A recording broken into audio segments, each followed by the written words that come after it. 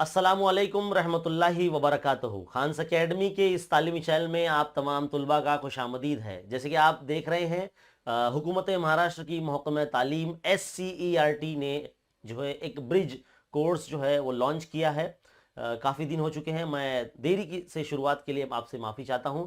और ये तमाम दूसरी जमात से लेकर 10वीं जमात तक के तमाम तुलबा के लिए ये ब्रिज कोर्स लाया गया है। इसका ख़ास मकसद सिर्फ यही है कि जो बच्चे तालाबंदी की वजह से अपनी पढ़ाई मुकम्मल नहीं कर सके थे, अपना बेसिक जो है उनको याद हो सके, इसलिए ये जो कोर्स है आपके लिए लाया गया है। तो आज हम इस कोर्स का 10वीं जमात के बच्चों के लिए पहले दिन का जो कोर्स है लेकर आए हैं। आपको इंशाल्लाह रोज़ाना इस तरह से आपको वीडियोस मिलते रहेंगे और आपको जो है वीडियोस को देखना है, अपनी बुक में लिखना है और मज़ीद तुलबा में शेयर करना है। तो चलिए आइए हम शुरू करते हैं ब्रिज कोर्स का आज का पहली एक्टिविटी। सबसे पहला दिन आप इस वक्त इसकी जो पेज है वो आप इस वक्त देख सकते हैं। 9th क्लास में आपने सेट सबक तो पढ़ा ही होगा, है ना? तो बिल्कुल वही चीज़ हमको करना है। तो बिल्कुल वही चीज़ हमको यहाँ पर करना है। देखो, सबसे पहले क्या बोला गया है कि 10वीं जमात का रियाजी हिस्सा अव्वल का है। इकाई जो है यहाँ पर सेट, यानी ज़ेली इकाई सेट का तारुफ, यानी सेट के बारे में मालूमात हमें जाननी है। हमने 9th क्लास में ये पढ़ चुके हैं, है ना? बस उसका अदा करना है थोड़ा सा। तो सेट का तारुफ क्या होता है, सेट और उसके लिखने के तरीके और उनके अरकान के लिखने के तरीके, ये आज हमें देखना है। अब सलाहियत का बयान देखो, सेट की पहचान होना चाहिए तुलबा में, मतलब स्टूडेंट्स में। दूसरा, फहरिस्ती तरीके से सेट लिखने आना चाहिए, है ना? और दूसरा यह है कि सेट के अरकान की तादाद कितनी होती है वो पहचानने आना चाहिए। आइए ज़रा याद करें। देखो, सबसे पहले दर्ज झेल आदात की तबई आदात, मुकम्मल आदात और सही आदात में दर्जा बंदी करिए। यहां पर आपको जो है ना एक आदात की लिस्ट दी गई है। देखिए, मैं जिससे हाईलाइट कर रहा हूं यहां पर 12, -7, 0, 32, है ना, नफी 1, जिसे -1 है ना, 9, ये जो है आपको दिए गए हैं। अब इनमें से तबई आदत कौन से हैं, है ना? तो तबई आदत मतलब गिनती की आदत। तो गिनती की आदत में कौन कौन आ जाएगा? छोटे नंबर से शुरू कीजिए। तो पहले आ जाएगा 9, है ना? फिर उसके बाद आ जाएगा 12, उसके बाद आ जाएगा 32। और मुकम्मल आदत कौन से? ऐसे आदत यहाँ पर जो जीरो से शुरुआत होते हैं उसे मुकम्मल आदत कहते हैं। तो हम शुरुआत में जीरो लिखेंगे, जीरो, है ना? फिर उसमें जो प्लस वाले नंबर है जैसे कि 9, है ना, फिर 12 और 32, ये आदत मुकम्मल आदत में आ जाएंगे।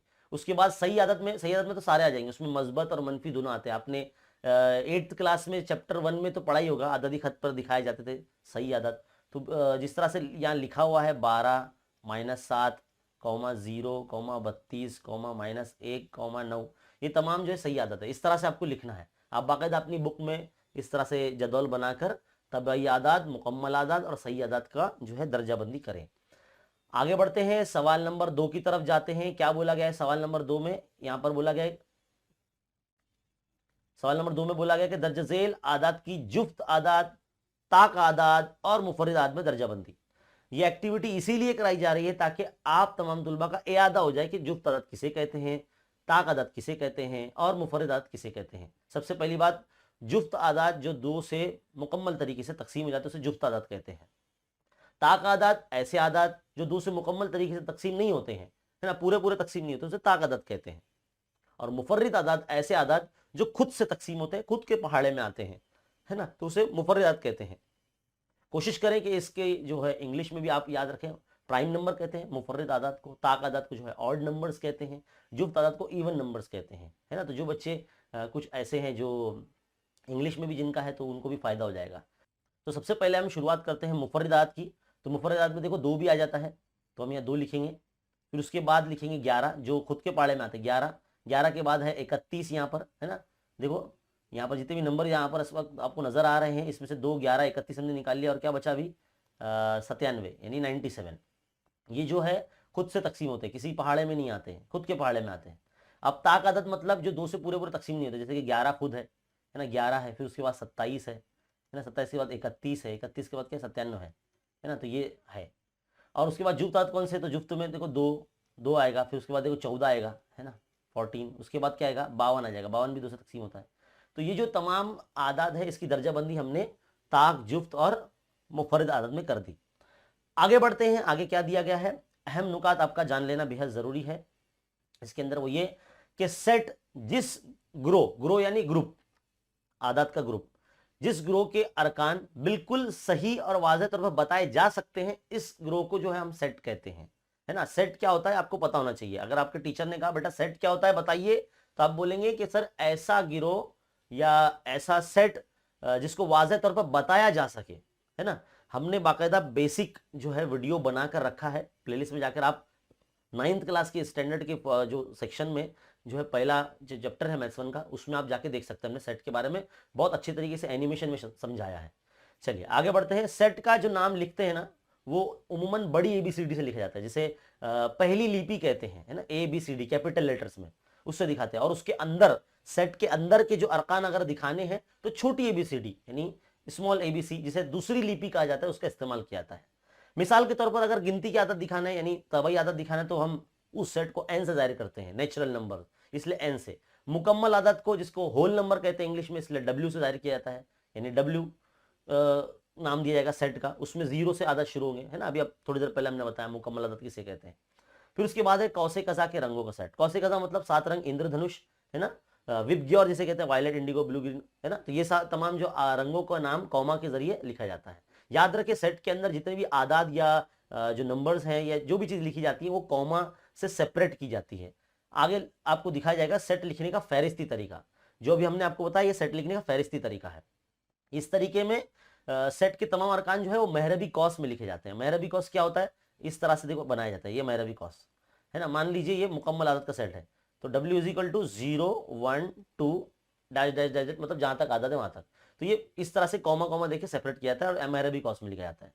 नंबर 2, हर रुकन को अलहदा करने के लिए 2 मुतस्सिल अरकान के दरमियान कॉमा लगाते हैं। देखो यहाँ आपने कॉमा लगाया है ना, तो ये कॉमा लगाते हैं।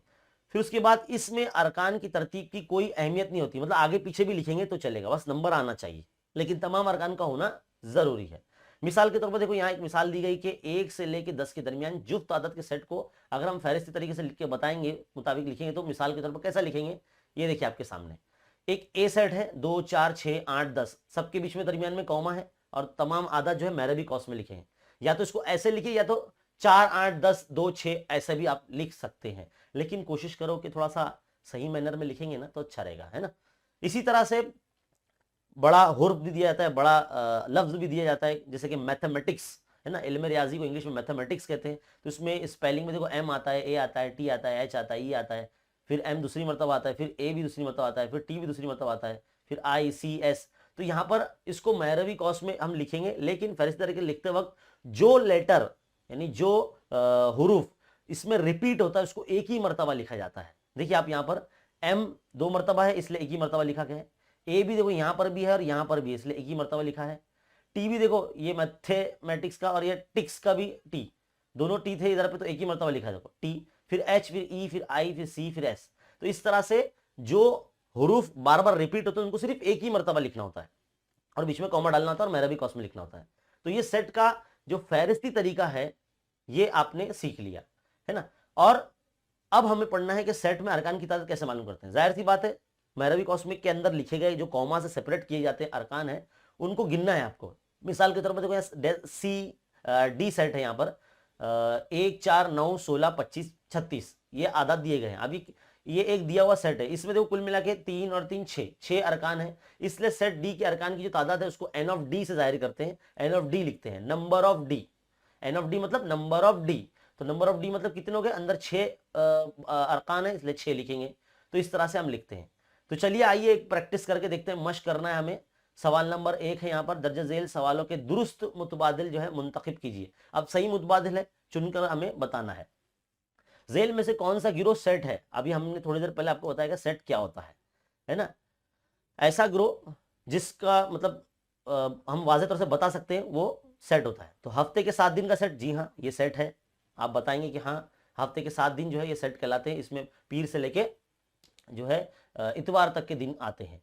दूसरा है गांव के खुश व खुर्रम अशखास, देखो भाई ये सेट नहीं कहलाएगा। क्यों नहीं कहलाएगा, क्योंकि ज़रूरी नहीं है कि सिर्फ गांव में खुश लोग ही रहते हैं, कुछ लोग गमगीन भी रहते हैं, है ना, कुछ गुस्साइल भी लोग रहते हैं गांव में, तो ये सेट नहीं होगा। तो ऑप्शन बी जो है वो सेट नहीं होगा। नंबर 3 यानी सी देखिए, स्कूल के होशियार तुलबा, दरसी किताब की आसान मिसालें, है ना। या फिर देखो दो ऑप्शन दिए, स्कूल के होशियार तुलबा जरूरी नहीं है स्कूल में होशियार तुलबा रहें, तो कुछ कुंद जहन के बच्चे भी होते हैं जिन्हें बहुत देर से समझ में आता है, कुछ बच्चे ऐसे भी होंगे जो इतना आसान चीज जो हम समझा रहे हैं ये भी उनको थोड़ा सा लेट समझ में आने वाला है। तो सी जो है ये भी सेट नहीं है ना। उसके बाद है डी, दरसी किताब के आसान मिसालें। जरूरी नहीं है कि किताब में जो है आसान मिसालें ही हो, मुश्किल मिसालें भी होती है ना, जिसे ग्रुप डी वाले सवाल कहते हैं या हॉट्स क्वेश्चन कहते हैं ना, यानी हायर ऑर्डर थिंकिंग क्वेश्चन, तो मुश्किल मिसालें भी होती हैं। तो ये भी जो है सही तरीके से हम बता नहीं पाते, तो ये भी जो सेट नहीं है। सिर्फ ये ए जो है ये एक सेट है, बाकी सब तमाम जो है सेट नहीं है। सवाल नंबर 2 देखिए, क्या बोला गया, P is equal to college, COLLEGE college, ये लफ्ज हुर्फ का सेट। तो सेट P को फहरिस्ती तरीके में किस तरह से लिखेंगे, देखो जैसे हमने मैथमेटिक्स लिखा था वैसे ही यहां पर देखो कौन सा हुरूफ बार बार रिपीट हो रहा है, तो देखो एक तो L रिपीट हो रहा है और E रिपीट हो रहा है, तो इनको एक एक मरतबा ही लिखना। तो कौन सा लिखेंगे, COLEG, ऑप्शन सी जो है आपका सही जवाब होगा, है ना, ये लिखेंगे आप। इसी तरह मिसाल नंबर जो 3 है कि अगर सेट M में 3, 6, 9, 12, 15, 18 ये कुल मिला के 6 अरकान है, तो एन ऑफ एम यानी सेट एम में अरकान की तादाद कितनी है, तो भाई 6 है, तो ऑप्शन बी जो है आपका सही जवाब होगा, है ना। तो इस तरह से बच्चों यहां पर ये 2 सवाल मुकम्मल होते हैं। अब सवाल नंबर दूसरा बड़ा है, क्या बोला गया कि अमली सरगर्मी मुकम्मल कीजिए जदौल को के ऊपर। क्या बोला गया, सेट दिए गए हमें यहां पर और उसको फहरिस्ती तरीके से लिखना है। बोला गया कि ए सेट ऐसा है जिसमें 1 से लेकर 20 के दरमियान तमाम मुफर्रिद आदात का सेट। तो सबसे पहले आप इस तरह से ए लिखेंगे, मेहरबी कॉस बनाएंगे। तो 1 से लेकर 20 के दरमियान मुफर्रिदात कौन कौन से होंगे, तो पहले 2 खुद होगा, 3 भी होगा, 5 होगा, 7 होगा, है ना, जो खुद के पाड़े में आते हैं वो, 9 नहीं होगा क्योंकि 9 3 के पाड़े में आता है, तो इसलिए 7 के बाद सीधा 11 लिखेंगे, 11 के बाद लिखेंगे 13, 13 के बाद लिखेंगे 17, 17 के बाद लिखेंगे 19। तो ये देखो 20 से 1 से लेकर 20 के दरमियान बोला, तो ये हो गए, तो ए सेट में इतना आएगा। अब पॉइंट नंबर 2 देखिए, क्रिकेट लफ्ज के हुरूफ का सेट बनाना है। तो क्रिकेट में कौन सा हुरूफ जो है रिपीट होता है, तो अब उसके हिसाब से सी, आर, कॉमा फिर आई, फिर कॉमा, फिर सी नहीं लिखेंगे, के लिखेंगे, फिर ई लिखेंगे, है ना, फिर कॉमा लगाएंगे, फिर टी लिखेंगे। इस तरह से क्रिकेट मुकम्मल करना है, मेरा भी कॉस बंद करना है बस। उसके बाद है सवाल नंबर 3, क्या बोला है, सी एक अंग्रेजी हुर्फ तहजी के हुर्फ इल्लत मतलब वॉवेल।